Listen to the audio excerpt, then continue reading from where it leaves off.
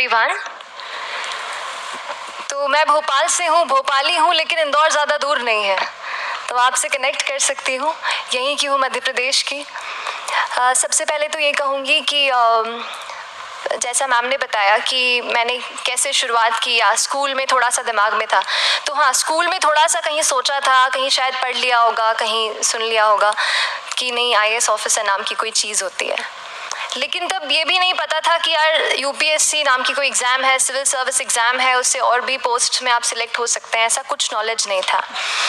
जब मैं अपने कॉलेज लेवल में आई, जब कॉलेज में एडमिशन लिया, मैंने भोपाल से ही प्राइवेट इंजीनियरिंग कॉलेज से केमिकल इंजीनियरिंग किया है, और उस दौरान मुझे जब मैंने सोचना शुरुआत की कि क्या बनना है, कंटेम्पलेट किया कि एग्जैक्टली क्या करियर चाहती हूँ, तो लगा कि यार कहीं जो पुरानी ड्रीम थी, एक जो सपना था, वो अभी उसको सामने लाना चाहिए। फिर इस बारे में और पढ़ा, और तब खान स्टडी ग्रुप भोपाल में सेंटर वहाँ पे जैसे शुरू हो गया था, तो मेरा जो फाउंडेशन कोर्स है मैंने वहाँ से किया। और इस एग्ज़ाम के बारे में जो चीज़ें मुझे 1-2 साल में समझ में आई हैं, वो कुछ चीज़ें मैं आपसे शेयर करना चाहती हूँ। सबसे पहली चीज़ जो पहले जय और रचना हम दोनों बोल चुके हैं कि कंसिस्टेंसी। आप अगर दिन में, कई बार हमसे सवाल पूछते हैं कि आप कितने घंटे पढ़ाई करते हैं, तो देखिए घंटे मैटर नहीं करते। कोई 17-18 घंटे हमें नहीं पढ़ना है, उतना हम पढ़ भी नहीं सकते। एक दिन पढ़ सकते हैं, दूसरे दिन नहीं पढ़ पाएंगे। 5 से 6 घंटे ही आपको देने हैं, उतने निकालने हैं, पर वो जो वक्त आप अपनी पढ़ाई को देते हो, वो कंसिस्टेंटली आपको रोज़ उतना ही अपने पढ़ाई को देना है। Consistency is the key, that is the first and the most important thing जो आपको ध्यान में रखनी है। दूसरी चीज़ इस एग्ज़ाम में मुझे लगता है इक्वली इम्पॉर्टेंट है, क्योंकि ये जर्नी लंबी होती है। जैसे एग्ज़ाम ही 1 साल तक चलती है, आप प्रीलिम्स देते हैं, फिर आप मेंस देते हैं, आप इंटरव्यू में जाते हैं पर्सनालिटी टेस्ट के लिए, तो एग्ज़ाम 1 साल तक खुद चलती है। उसके पहले मान लीजिए आप 1-1.5-2 साल पहले से प्रिपेयर कर रहे हो, तो ये जर्नी काफ़ी लंबी रहती है। उस जर्नी में मेंटली अपने आप को मोटिवेट रखना, अपने आप को बूस्ट करते रहना, वो भी इक्वली इम्पॉर्टेंट है, और इसीलिए अपने आप पर भरोसा बेहद ज़रूरी है। You need to have a faith in your self कि अगर आपने इसमें कदम रखा है, अगर आपने सोचा है कि आप सिविल सर्विस एग्ज़ाम देना चाहते हैं और देंगे, तो आपको ये ठान के उसमें जाना है कि हाँ, मैं ये कर सकता या कर सकती हूँ। ये एक अपना मोटिवेशन, अपने साथ एक फेथ, बिलीफ अपने ऊपर आपको हमेशा रखना है। कमिंग टू प्रेपरेशन की कैसे तैयारी करनी है, बहुत सारी बातें आप सुन चुके हैं कि आंसर राइटिंग में कैसे करना होता है, आंसर राइटिंग का स्ट्रक्चर कैसा होना चाहिए। तो मैं शुरू में सबसे पहले ये कहूँगी कि मेरे प्रिपरेशन का बेस 2 चीज़ें रहीं। पहला था करंट अफेयर्स। करंट अफेयर्स इसलिए मैंने उसको उसी से शुरुआत की क्योंकि करंट अफेयर्स सबसे इंटरेस्टिंग पार्ट होता है। कई बार आपको हिस्ट्री कभी बोरिंग लगेगी, कई बार आपको लगेगा ज्योग्राफी इतना, कभी हर किसी के अपने अपने फेवरेट्स होते हैं। तो मुझे वो जो सब्जेक्ट्स लगते थे कि यार इतना मन नहीं करता है, लेकिन न्यूज़पेपर्स और करंट अफेयर्स में जो भी नया चल रहा है वो मुझे हमेशा इंटरेस्टिंग लगता था। इंटरनेशनल रिलेशंस में क्या हो रहा है, क्या सोशल रियलिटीज़ हैं, कहाँ क्या हुआ, उसका क्या इम्पैक्ट पड़ेगा एडमिनिस्ट्रेशन पे और हमारी कंट्री पे, तो उसको आप अपना एक बेस बना सकते हो। आप करंट अफेयर्स बेस्ड प्रिपरेशन कर सकते हैं, इसलिए भी क्योंकि अगर आप मेंस एग्जाम देखेंगे तो काफ़ी डायनामिज्म आ गया है, केवल प्रीलिम्स में नहीं बल्कि जनरल स्टडीज़ पेपर 2, पेपर 3 में भी आप देखेंगे कई सारे ऐसे सवाल हैं जो करंट इवेंट से इंस्पायर्ड होते हैं, उन पे बेस्ड रहते हैं। तो जब आप न्यूज़पेपर बेस्ड, करंट बेस्ड पढ़ाई करते हैं तो वो आपका प्रिपरेशन वहाँ से भी कवर हो सकता है। दूसरी जो चीज़ मैंने जिस पे बहुत फोकस किया वो थी आंसर राइटिंग। तो आंसर राइटिंग का जैसे खान सर बता रहे थे कि आंसर राइटिंग की प्रैक्टिस बहुत की, तो उसके पीछे मेरा ये था कि जब मैं हमेशा प्रीलिम्स का कोई भी पेपर टेस्ट देती थी, हम मॉक टेस्ट देते हैं, तो मॉक टेस्ट देती थी तो हमेशा मेरे मार्क्स करीब 90 to 110, 120, इससे ऊपर मेरे कभी मार्क्स नहीं जाते थे। तो मुझे हमेशा ये डर था कि यार प्रीलिम्स में कहीं मेरा कुछ, क्योंकि कट ऑफ भी इसी कुछ रेंज में जाता है, तो हमेशा लगता था कि यार कुछ गड़बड़ यहाँ ना हो जाए। लेकिन जब मैंने आंसर राइटिंग की और मेंस एग्जाम के बारे में जाना, तब मुझे लगा कि आंसर राइटिंग एक ऐसी चीज़ है, मेंस एक ऐसा फेज़ है सिविल सर्विस एग्जाम का जहाँ पे आप अच्छे से तैयारी कर सकते हैं। And if you have written the answers, if you know कि you have covered the points well, if you have included उसमें कुछ आपने facts, international reports, government schemes, आपने कुछ ऐसे उसमें सॉल्व भी डाला है, तो जो रिजल्ट आएगा वो सेटिस्फैक्ट्री ही आएगा, अच्छा ही आएगा। तो मेंस एक ऐसा पार्ट है जिस पे आप काफ़ी बैंक ऑन कर सकते हो। मैं जब पर्सनालिटी टेस्ट भी मैंने दिया तो इस बार भी आप नंबर्स देखेंगे तो आसपास की रैंक के हिसाब से मेरे नंबर्स उसमें कम हैं, लेकिन it is just the general studies and the answer writing part, जो मेंस के जो वो है मार्क्स हैं या मेंस का जो एक फैक्टर रहा, वो मेरे लिए सबसे ज़्यादा इंपॉर्टेंट डिसाइडिंग फैक्टर रहा है। तो अपना एक्सपीरियंस यही बताऊंगी कि आंसर राइटिंग पे आप विशेष फोकस कीजिए। जैसा स्ट्रक्चर आपको बता ही चुके हैं कि इंट्रोडक्शन में कैसे आपको शॉर्ट रखना है, बॉडी एंड देन कंक्लूजन, उसमें छोटी चीज़ जैसे मैं अभी मेंशन कर रही थी, आप एक इंश्योर कीजिए कि देखिए जो भी एग्जामिनर आपकी कॉपी चेक कर रहे हैं वो दिन में 10, 15, 20 कॉपीज चेक कर रहे हैं, तो उन सब से आपको अलग कैसे आप अपनी कॉपी दिखा सकते हो, ये चीज़ आपका प्रेजेंटेशन और आप जिस तरीके से आंसर लिखते हो कंटेंट को, वो मैटर करेगा।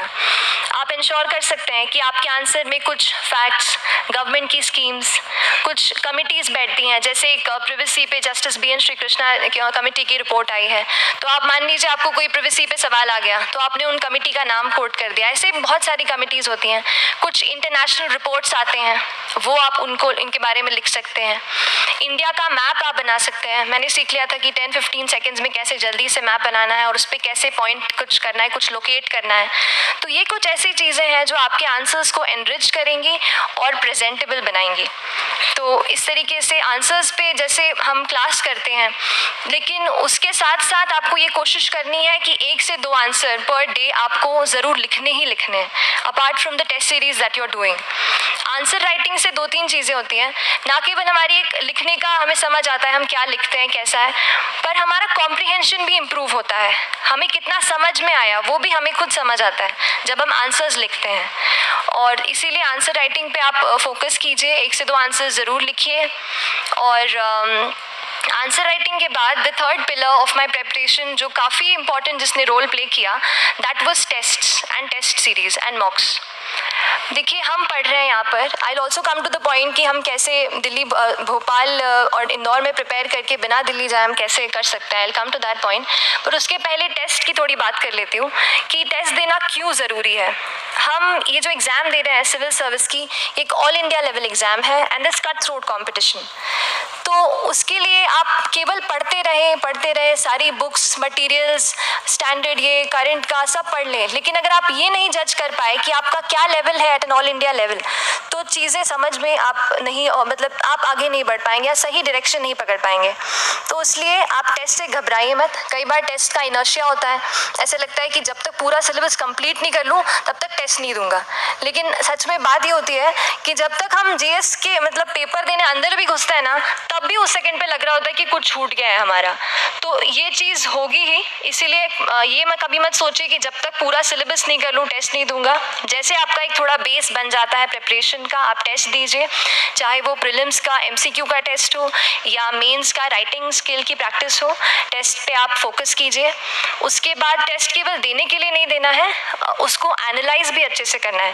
When you get the answer hints, when you get the answer keys, analyse properly कि आपकी क्या गलती हुई है और उससे भी सीखने की कोशिश कीजिए कि क्या कुछ नया मुझे इस टेस्ट पेपर से या इस आंसर कॉपी से मिल सकता है। तो इस तरह से टेस्ट पे भी आप फोकस कीजिए। And I will come lastly to the point कि जब मैंने प्रिपरेशन शुरू की थी अपने कॉलेज के 2nd ईयर 3rd ईयर आते आते, तो मन में बहुत सारे फियर्स थे। मैं भी एक नॉर्मल फैमिली से हूँ, मेरे फैमिली में किसी ने आज तक सिविल सर्विस का पेपर भी नहीं लिखा था, तो मन में बहुत सारे फियर्स थे, डाउट्स थे, क्या होगा, कैसे होगा। तो हो सकता है आपके मन में भी ऐसा हो।